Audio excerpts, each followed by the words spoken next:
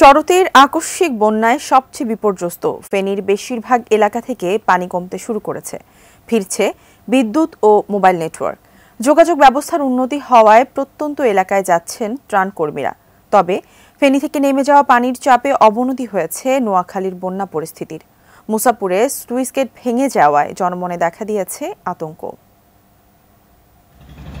বন্যায় সবচেয়ে বিপর্যস্ত জেলা ফেনীর বেশ কিছু এলাকায় পানি কমলেও এখনো বেশিরভাগ জনপদ পানির নিচে। বৃষ্টি না হওয়ায় উন্নতি হচ্ছে সার্বিক পরিস্থিতির, তবে এরই মাঝে সব হারিয়ে নিঃস্ব অনেক পরিবার। আশ্রয় কেন্দ্রের মানুষের মধ্যে শিশু খাদ্য ও ওষুধের অভাব দেখা দিয়েছে। এখনো অনেক এলাকায় পৌঁছতে পারছে না ত্রাণ সহায়তা। ফেনী থেকে নেমে যাওয়া পানির প্রবল চাপে বন্যা পরিস্থিতির অবনতি হয়েছে নোয়াখালী জেলায়। এতে ভারী বর্ষণ, তারই মধ্যে কোম্পানীগঞ্জ উপজেলার মুসাপুর স্লুইস গেট ভেঙে গেছে। এতে কোম্পানীগঞ্জ, কবিরহাট ও ফেনী সোনাগাজী ও দাগনভূঞা সহ আশপাশের এলাকার জনমতে দেখা দিয়েছে আতঙ্ক।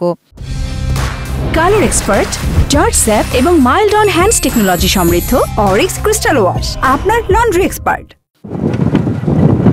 কুমিল্লায় প্লাবিত হয়েছে নতুন নতুন এলাকা। সবচেয়ে বেশি ক্ষতিগ্রস্ত বুড়িচং, ব্রাহ্মণপাড়া, ১৪ গ্রাম ও নাঙ্গলকোট উপজেলা। তলিয়ে গেছে ৬০,০০০ হেক্টর ফসলি জমি। প্রত্যন্ত অঞ্চলের সাথে সড়ক যোগাযোগ বিচ্ছিন্ন। মৌলভীবাজারের রাজনগর, কমলগঞ্জ, কুলাউড়া ও জুড়ি উপজেলার ২ লাখের বেশি মানুষ এখনো পানিবন্দী।